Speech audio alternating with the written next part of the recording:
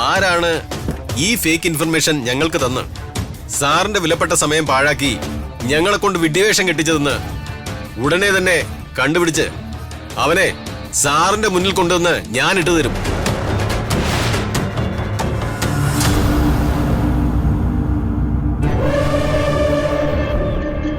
നിങ്ങൾക്ക് വേണമെങ്കിൽ ഈ വീട്ടിലെ CCTV ഫുട്ടേജസ് ചെക്ക് ചെയ്യാം. കാറിനുള്ളിൽ വെച്ച ക്യാഷ് ഞങ്ങളെടുത്ത് മാറ്റിയൊന്നോ നിങ്ങൾക്ക് ഉറപ്പുവരുത്താമല്ലോ. വേണ്ട സർ, ഇതൊരു ഫേക്ക് ഇൻഫർമേഷൻ ആണോ എന്ന് ഞങ്ങളുടെ സുപ്പീരിയേഴ്സിനും സംശയം ഉണ്ടായിരുന്നു. അതുകൊണ്ടാ എന്നെ മാത്രം ഇവിടേക്ക് വിട്ടത്.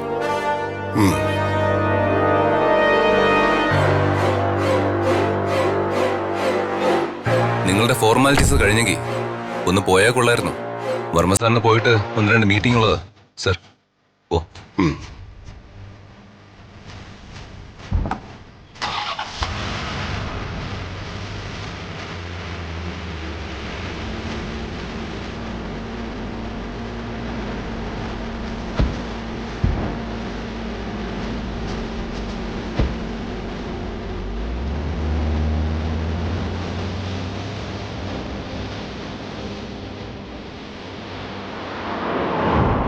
എന്നാലും ഇത് ആരുടെ പണിയായിരിക്കും ശേഖരേട്ടാ? ആരായാലും പോലീസുകാരുടെ കൈ കിട്ടിയ നല്ല ഇടി കിട്ടും, അത് ഉറപ്പാ. നീ വാ.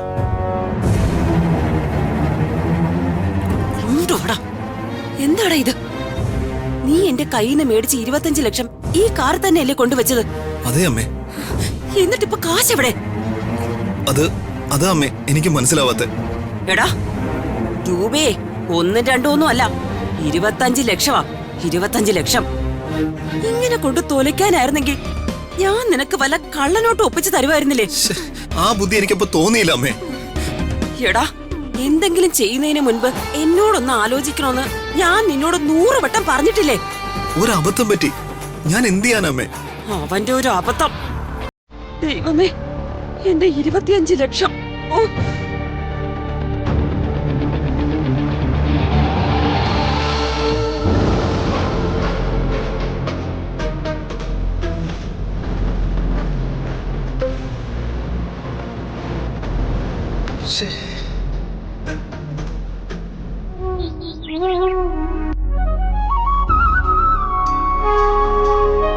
ഇങ്ങനെയുള്ള ഫോർമാലിറ്റീസ് ഒക്കെ അമ്മയ്ക്ക് ഭയങ്കര മടിയാ.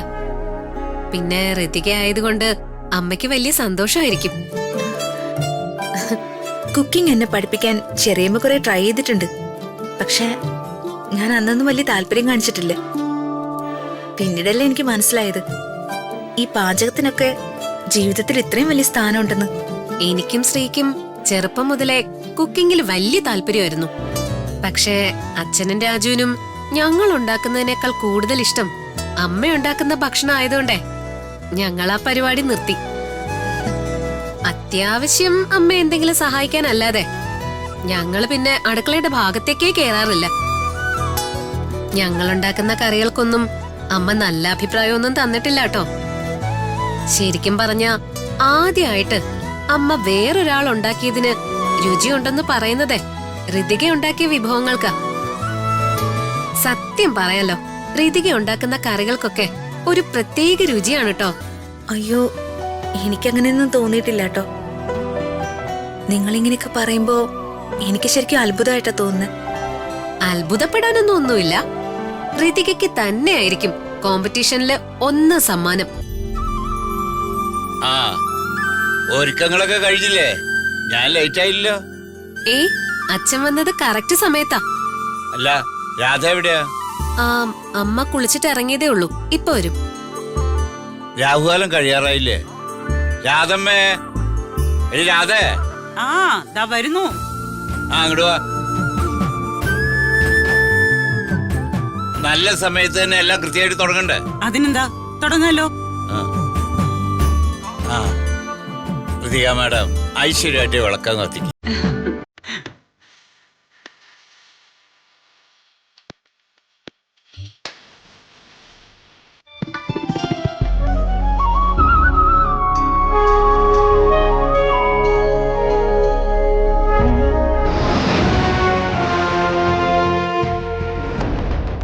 മാതാപിതാക്കന്മാരെയും ഗുരുക്കന്മാരെയും മനസ്സിൽ വിചാരിച്ച് പ്രാർത്ഥിച്ചോളൂ. ഇനി ഈ ദക്ഷിണ രാധമ്മയ്ക്ക് കൊടുക്കണം. ശേ, ഇതൊന്നും വേണ്ട വേണേട്ടാ. ഇതൊക്കെ എന്തിനാ ഏട്ടാ? ഇതിനൊക്കെ ആവശ്യമുണ്ടോ? ഉണ്ട് രാധമ്മേ. എല്ലാവരുടെ ഉള്ളില് മറിഞ്ഞു കിടക്കുന്ന കഴിവുകൾ ശരിക്കും അവരുടെ ജീവിതത്തിന്റെ വെളിച്ചമാണ്. ആ വെളിച്ചത്തെ തിരിച്ചറിയാൻ കഴിവുള്ളത് ഗുരുക്കന്മാർക്ക്. ഒരു വ്യക്തിയുടെ ജീവിതത്തിലെ യഥാർത്ഥ ദൈവം. ഈ ദക്ഷിണ സ്വീകരിച്ച് രാധമ്മേനെ അനുഗ്രഹിക്കണം. ഈശ്വര ഭഗവാനെ, എല്ലാം നന്നായിരിക്കണേ.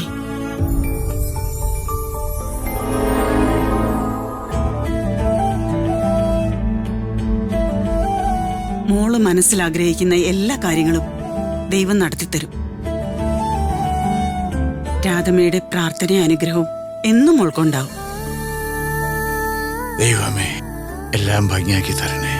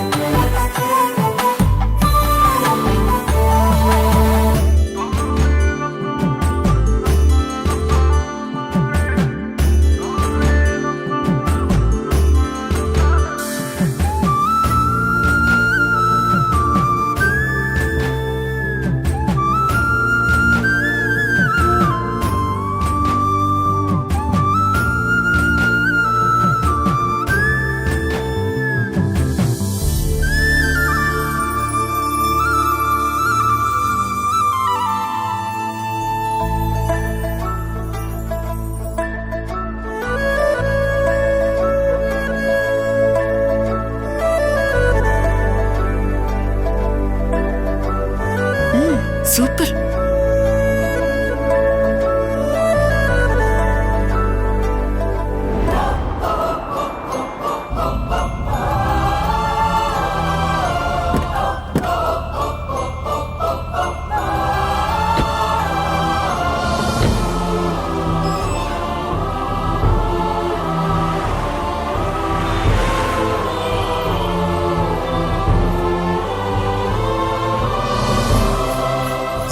ഫാദർ, ആ,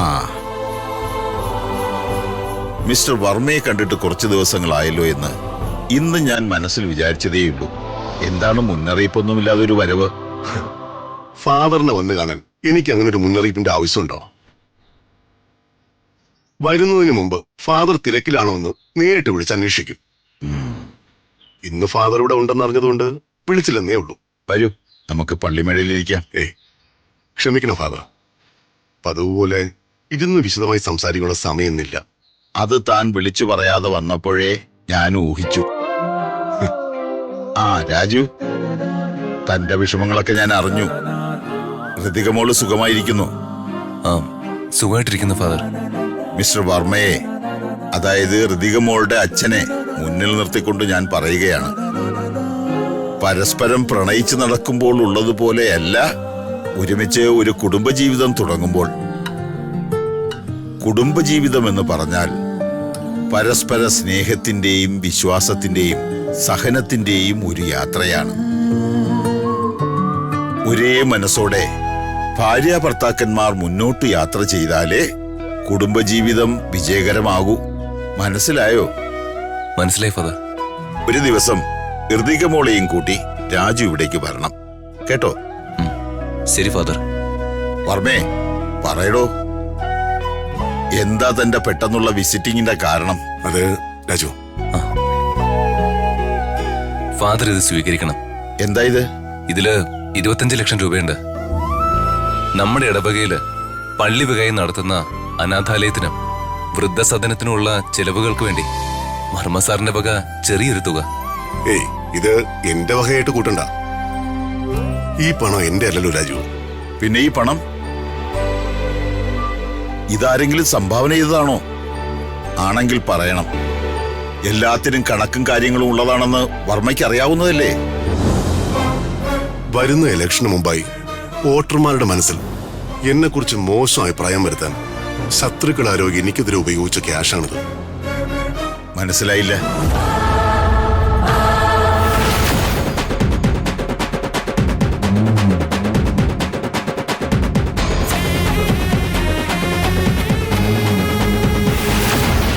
ആന്റി കറപ്ഷൻ ബ്യൂറോയുടെ മേധാവി എന്റെ നല്ലൊരു സുഹൃത്തും എന്നെക്കുറിച്ച് നന്നായി അറിയാവുന്ന ആളായതുകൊണ്ട് ഈ ക്യാഷ് ഞങ്ങൾ ഡിപ്പാർട്ട്മെന്റ് സറണ്ടർ ചെയ്തില്ല.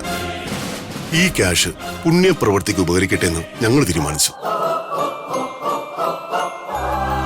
ഇത്രയുമധികം പണം തന്റെ കയ്യിൽ വന്നപ്പോ മറ്റൊന്നും ചിന്തിക്കാതെ ഇത് പങ്കിട്ടെടുക്കാതെ എന്റെ കുഞ്ഞാടുകളുടെ മുഖമോർത്ത തന്നോടും തന്റെ സുഹൃത്തിനോടും എങ്ങനെ നന്ദി പറയണമെന്ന് എനിക്കറിയില്ല.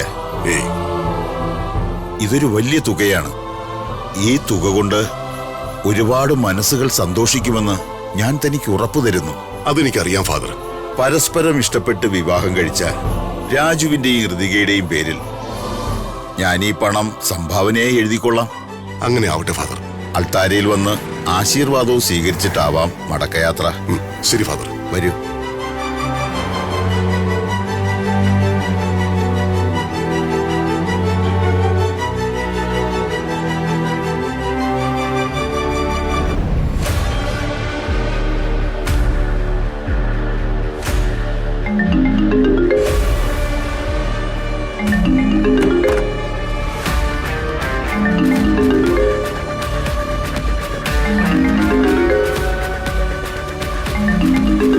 രമ്യാണല്ലോ. ആ രമ്യ, എന്താ രമ്യ? മാഡം, ഞാനേ ഒരു അത്യാവശ്യ കാര്യം പറയാനാ വിളിച്ചേ. എന്താ കാര്യം? അതെ, ഋതിക ഒരു കോമ്പറ്റീഷനിൽ പങ്കെടുക്കാൻ പോവാ. അതാണോ വലിയ കാര്യം? അല്ല, എന്ത് കോമ്പറ്റീഷൻ? Cooking competition. അതിന് നമുക്കെന്താ? അവൾ എന്ത് കോമ്പറ്റീഷനിലോ പങ്കെടുക്കട്ടെ. പിന്നെ അവക്കവിടെ വേറെ പണിയൊന്നുമില്ലല്ലോ. മാഡം ഇതത്ര നിസ്സാരമായി കാണണ്ട. ഈ മത്സരത്തിന്റെ സമ്മാനത്തുക എത്രയെന്നറിയോ? 1000 2000 അല്ല, 25 ലക്ഷം ഫസ്റ്റ് പ്രൈസ്. 25 ലക്ഷം. അതാലോചിച്ചേ രമ്യ ടെൻഷൻ ആവണ്ട. അവക്ക് ഒന്നാം സമ്മാനം ഒന്നും കിട്ടാൻ പോകുന്നില്ല. കിട്ടിയാലോ? മാഡം ഒന്ന് ആലോചിച്ച് നോക്കിയേ. പിന്നെ അവളായിരിക്കും സ്റ്റാർ. രാജുവിന്റെ വീട്ടിലെ പിന്നെ എല്ലാരും കൂടി അവളെ തലേ ചുമന്നുകൊണ്ട് നടക്കും. ഇപ്പൊ തന്നെ രാജു, ആ രാധമ്മയും ആ വേണുങ്ങളും കൂടെ അവളെ തോളി ചുമന്നോണ്ടാ നടക്കുന്നേ. അവൾക്ക് ഫസ്റ്റ് പ്രൈസ് കിട്ടിയ പിന്നെ അവരവളെ തോളിന്നെടുത്ത് തലയിലോട്ടെടുത്ത് വെക്കും. ഈ അംബിക ഇവിടെ ജീവനോടെ ഉള്ളപ്പോ അവള് സ്റ്റാർ ആകുമെന്ന് നീ കരുതുന്നുണ്ടോ? നീ ധൈര്യമായിട്ടിരിക്കണമേ. മത്സര ദിവസം സമ്മാനം പ്രഖ്യാപിക്കുമ്പോ ആ ഋതിക തലയിൽ തുണി ഇട്ടുകൊണ്ട് പോകുന്നത് ഈ അംബിക നിനക്ക് കാണിച്ചു തരാം. ശരി മാഡം, അത് മതി. ഇപ്പഴാ എനിക്കൊരു സമാധാനമായത്. ശരി രമ്യ.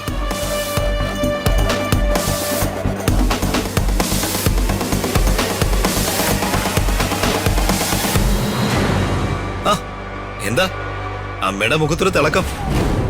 ആരായിരുന്നു അമ്മേ ഫോണില്? നീ എന്നെ കൂടുതൽ സുഖിപ്പിക്കൊന്നും വേണ്ട. എന്റെ 25 ലക്ഷം രൂപ കൊണ്ട് നശിപ്പിച്ച് കളഞ്ഞപ്പോ നിനക്ക് സമാധാനമായല്ലോ. വേറെ ആർക്കും വേണ്ടിയല്ലല്ലോ അമ്മേ, സ്വന്തം മകന് വേണ്ടി തന്നെയല്ലേ 25 ലക്ഷം പോയത്. നീ 25 ലക്ഷം നശിപ്പിച്ച് കളഞ്ഞപ്പോ വേറൊരുത്തി 25 ലക്ഷം രൂപ ഉണ്ടാക്കാൻ പോവാ. അതാരാ അമ്മേ? ഞാൻ അറിയുന്ന ആളാണോ? വേറെ ആരാ? ആ ഋതിക തന്നെ. അവളോ? അവളെവിടുന്ന 25 ലക്ഷം രൂപ ഉണ്ടാക്കുന്നേ? അവളേതോ കുക്കിംഗ് കോമ്പറ്റീഷനിൽ പങ്കെടുക്കാൻ പോകുന്നു. അതിന്റെ ഒന്നാം സമ്മാനമേ 25 ലക്ഷം രൂപയാ. അതിനവൾക്ക് ഒന്നാം സമ്മാനം കിട്ടണമെങ്കിലേ അവൾക്ക് കുക്കിംഗ് നേരെ അറിയണ്ടേ? എടാ മണ്ട, അവള് പണ്ട് പ്രതാപന് സദ്യ ഉണ്ടാക്കി കൊടുത്തത് നീ ഇത്ര പെട്ടെന്ന് മറന്നുപോയോ? അവൾക്കേ നന്നായിട്ട് കുക്ക് ചെയ്യാൻ അറിയാം. ചിലപ്പോ അവൾക്ക് അവളുടെ അമ്മയുടെ കൈപുണ്യം പാരമ്പര്യമായിട്ട് കിട്ടിയതും ആവാം. പോരെങ്കിലേ ഇപ്പോൾ അവൾ ആ രാധമ്മയുടെ വീട്ടിലല്ലേ താമസം. രാധമ്മ നല്ല ഒന്നാന്തരം പാചകക്കാരിയാ. ആ രാധമ്മയുടെ ശിക്ഷണം കൂടി ആകുമ്പോ അവൾ 1ാം സമ്മാനം നേടിയെടുക്കുന്നതിലേ അത്ഭുതപ്പെടാനൊന്നുമില്ല. അമ്മ അതാലോചിച്ച് ടെൻഷൻ ആവണ്ട. ഋതിക കുക്കിംഗ് കോമ്പറ്റീഷന് ആ ഏരിയയിൽ പോലും പോയില്ല. പിന്നല്ലേ അവള് മത്സരത്തിൽ ജയിക്കുന്നേ. അമ്മ ആ മത്സരത്തിന്റെ സ്ഥലവും തീയതിയും പറഞ്ഞ ബാക്കി കാര്യം ഈ ദീപക് നോക്കിക്കോളാം. ഇതിലെന്റെ പൊന്നുമോനെ ഒരു സഹായവും ചെയ്തു തരണ്ട. അതെ, എനിക്കറിയാം എന്ത് ചെയ്യണോന്ന്. നീ നിന്റെ അക്കൗണ്ടിൽ നിന്നും 5 ലക്ഷം രൂപ എന്റെ അക്കൗണ്ടിലേക്ക് ട്രാൻസ്ഫർ ചെയ്. അതെന്തിനാ? നീ ആവശ്യപ്പെട്ടപ്പോഴേ എന്റെ അക്കൗണ്ടിൽ നിന്നും 25 ലക്ഷം രൂപ ഞാൻ എടുത്തു തന്നില്ലേ? ഇപ്പൊ ഞാൻ 25 ചോദിച്ചില്ലല്ലോ, വെറും 5 ലക്ഷം അല്ലേ ചോദിച്ചുള്ളൂ. അതിനമ്മേ എന്റെ അക്കൗണ്ടിൽ പൈസ വേണ്ടേ? മോനെ ദീപക്കേ, സൽപുത്ര, അതെ ഈ അംബികയുടെ അടുത്ത് നിന്റെ അഭ്യാസം ഒന്നും നടക്കില്ല. ഇന്നലെ ഞാൻ നിന്റെ അക്കൗണ്ട് പരിശോധിച്ചു. അതിലെ 17 ലക്ഷം രൂപ ബാലൻസ് ഉണ്ട്. അതുകൊണ്ട് നീ എന്നെ പറ്റിക്കാമെന്നൊന്നും കരുതണ്ട. ദേ, പെട്ടെന്ന് 5 ലക്ഷം രൂപ എന്റെ അക്കൗണ്ടിലേക്ക് ട്രാൻസ്ഫർ ചെയ്യ്. അമ്മ എന്തിനാ എന്റെ അക്കൗണ്ട് ഒക്കെ പരിശോധിക്കുന്നത്? എടാ മോനെ, നിനക്ക് അക്കൗണ്ട് തുടങ്ങി തന്നതും അതിലേക്ക് പണം ഡെപ്പോസിറ്റ് ചെയ്തു തന്നതും ഈ അംബികയാ. അതുകൊണ്ട് ആ അക്കൗണ്ട് പരിശോധിച്ച് നോക്കാനുള്ള അധികാരവും ഈ അംബികയ്ക്കുണ്ടെന്ന് കരുതിക്കോ. അമ്മയുടെ അക്കൗണ്ടിൽ പൈസ ഉണ്ടല്ലോ, പിന്നെ എന്തിനാ എന്റെ അക്കൗണ്ടിലെ പൈസ? അത് ശരിയാ, എന്റെ അക്കൗണ്ടിലെ കോടികൾ ഉണ്ടായിരുന്നു. ഇപ്പൊ അതിലെ ബാലൻസ് എത്രയാണെന്ന് നിനക്കറിയോ? 1.5 കോടി. ബാക്കി മുഴുവൻ നിനക്ക് വേണ്ടിയാ ചെലവഴിച്ചത്. ഇനി തൽക്കാലം അംബിക അതിൽ നിന്നും പണം ചെലവഴിക്കാൻ തീരുമാനിച്ചിട്ടില്ല. ഈ അമ്മയുടെ ഒരു കാര്യം. ശരി, ഞാൻ ഇപ്പൊ തന്നെ 5 ലക്ഷം ട്രാൻസ്ഫർ ചെയ്തേക്കാം.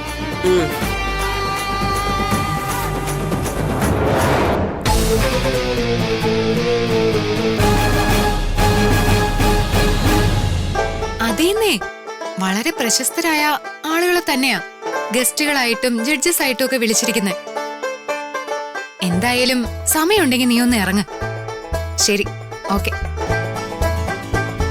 ഫേമസ് ആയിട്ടുള്ള ആളുകളെ തന്നെ കുക്കിംഗ് കോമ്പറ്റീഷന് വിളിച്ചു വരുത്തിയാലല്ലേ പത്മാവതി മാഡത്തിന്റെ കയ്യിൽ നിന്ന് നല്ല ക്യാഷ് വാങ്ങാൻ പറ്റൂ. ആ വകയിലും കമ്മീഷൻ അടിച്ചു മാറ്റണം. ഒരുപാട് നാള് കൂടി കിട്ടിയ ഒരു ചാൻസാ, അതെങ്ങനെ പാഴാക്കാൻ പറ്റും?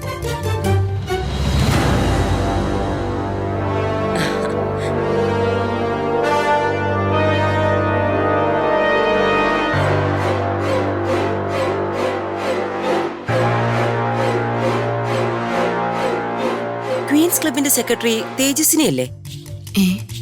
ഇതേതാ അടുത്ത ഇറക്കുമതി? ആ അതെ, സെക്രട്ടറിയാ. നിങ്ങൾ ഇരിക്കൂ. ആരാന്ന് മനസ്സിലായില്ല. അപ്പോ ഈ അംബിക വർമ്മയെ അറിയാത്ത ആളുകളും ഈ നാട്ടിലുണ്ട് അല്ലേ ശില്പ? അത്ഭുതം തന്നെ. അംബിക വർമ്മ? അയ്യോ, മിനിസ്റ്റർ വർമ്മ സാറിന്റെ ചേച്ചി. ഏയ്, എണീക്കൊന്നും വേണ്ട. അയ്യോ, സത്യം പറയാലോ, ഞാൻ അംബിക മാഡത്തെ കുറിച്ച് ഒരുപാട് കേട്ടിട്ടുണ്ട്, പക്ഷെ കാണുന്നത് ഇത് ആദ്യ. മുംബൈ ക്ലബിന്റെ സെക്രട്ടറി ഡോക്ടർ കുമാരിയായിരുന്നു. ഞങ്ങൾ വളരെ ക്ലോസ് ആണ് ഇപ്പോഴും. അതെ മാഡം, കുമാരി മാഡം ഇപ്പൊ വിദേശത്താ. അപ്പോ ഞാൻ ഇവിടേക്ക് വരാൻ കാരണം എനിക്ക് സെക്രട്ടറിയുടെ ഒരു സഹായം വേണം. അയ്യോ, സഹായം വേണോന്നൊക്കെ പറഞ്ഞ് എന്നെ വിഷമിപ്പിക്കരുത് മാഡം. അംബിക മാഡത്തിന്റെ ഒരു പവറിന് അഭ്യർത്ഥിക്കുകയല്ല, ആജ്ഞാപിക്കുകയല്ലേ വേണ്ടത്. തേജസ്വിനി, ഞാൻ ഇവിടേക്ക് വന്നത് ഇവിടെ ഒരു കുക്കിംഗ് കോമ്പറ്റീഷൻ നടക്കുന്നുണ്ടെന്ന് അറിഞ്ഞു. അതിനെക്കുറിച്ചൊന്ന് അറിയാനാ. അതെ മാഡം, പേര് വെളിപ്പെടുത്താൻ ആഗ്രഹമില്ലാത്ത ഒരാളെ സ്പോൺസർ ചെയ്ത പ്രോഗ്രാമാ അത്. നല്ല കാശ് മുടക്കിയ കോമ്പറ്റീഷൻ പ്ലാൻ ചെയ്യുന്നത്. 1ാം സമ്മാനം 25 ലക്ഷം രൂപയാ. ഗുഡ്. ഈ ഫുഡ് മേക്കിംഗ് കോമ്പറ്റീഷനിലെ ദേ ഈ പെൺകുട്ടിക്ക് പങ്കെടുക്കാൻ സാധിക്കുമോ? പിന്നെന്താ, ആർക്ക് വേണമെങ്കിലും മത്സരത്തിൽ പങ്കെടുക്കാം. ചില നിബന്ധനകളൊക്കെ പാലിച്ചു വേണം പങ്കെടുക്കാനെന്ന് മാത്രം. നിബന്ധനകളൊക്കെ അവിടെ നിൽക്കട്ടെ. ഞാൻ ആദ്യം ഇവളെ സെക്രട്ടറിക്ക് ഒന്ന് പരിചയപ്പെടുത്തി തരാം. ഇത് ശില്പ ചക്രവർത്തി. ഹോട്ടൽ മാനേജ്മെന്റ് ഡിഗ്രി പൂർത്തിയാക്കി വിദേശത്ത് ജോലിക്ക് പോകാനായി വെയിറ്റ് ചെയ്യുന്നു. ഓക്കെ. തേജസ്വിനിയെ എനിക്കൊരു ഉപകാരം ചെയ്തു തരണം. എന്തിനാണ് ഏതിനാണെന്നൊന്നും ചോദിക്കരുത്. ഞാൻ പറയുന്നത് അനുസരിച്ചാ തേജസ്വിനിക്ക് ഞാൻ പ്രതിഫലമായിട്ട് 5 ലക്ഷം രൂപ തരും. 5 ലക്ഷോ? അതെ, 5 ലക്ഷം. മാഡം കാര്യം പറയേ. നടക്കാൻ പോകുന്ന ഫുഡ് കോമ്പറ്റീഷനിലെ ശില്പ ചക്രവർത്തി പങ്കെടുക്കും. ശില്പയ്ക്കായിരിക്കണം 1ാം സ്ഥാനം. അങ്ങനെ ശില്പ ജയിച്ച തേജസ്വിനിക്ക് എന്റെ വക 5 ലക്ഷം. ശില്പയുടെ വക വേറെയും ക്യാഷ് തേജസ്വിനിക്ക് തരും. സമ്മതമാണോ? അത് മാഡം. എന്താ, ആലോചിക്കാൻ സമയം വേണോ? ഏയ്, ഇതിലിപ്പോ ആലോചിക്കാൻ എന്തിരിക്കുന്നു മാഡം? മാഡം ആ കയ്യങ്ങ് തന്നെ. കുക്കിംഗ് ഫുഡ് കോമ്പറ്റീഷനില് 1ാം സമ്മാനം ശില്പ ചക്രവർത്തിക്ക് തന്നെയായിരിക്കും. ഇതെന്റെ വാക്കാ. ഇന്ന് രാത്രി കൃത്യം 10 മണിക്ക് മുൻപ് തേജസ്വിനിയുടെ ബാങ്ക് അക്കൗണ്ടിലേക്ക് 5 ലക്ഷം ക്രെഡിറ്റ് ആയിരിക്കും. ഇത് അംബികയുടെ വാക്കാ. പിന്നെ വളരെ പ്രധാനപ്പെട്ട മറ്റൊരു കാര്യം കൂടി. എന്താ മാഡം? ഈ മത്സരത്തിൽ പങ്കെടുക്കാനായി മറ്റൊരുത്തി കൂടി ഇവിടെ വരും. അവളുടെ ആപ്ലിക്കേഷൻ നിങ്ങൾ വാങ്ങണം. മത്സരത്തിലും പങ്കെടുപ്പിക്കണം. പക്ഷേ അവള് തോറ്റു തുന്നം പാടണം.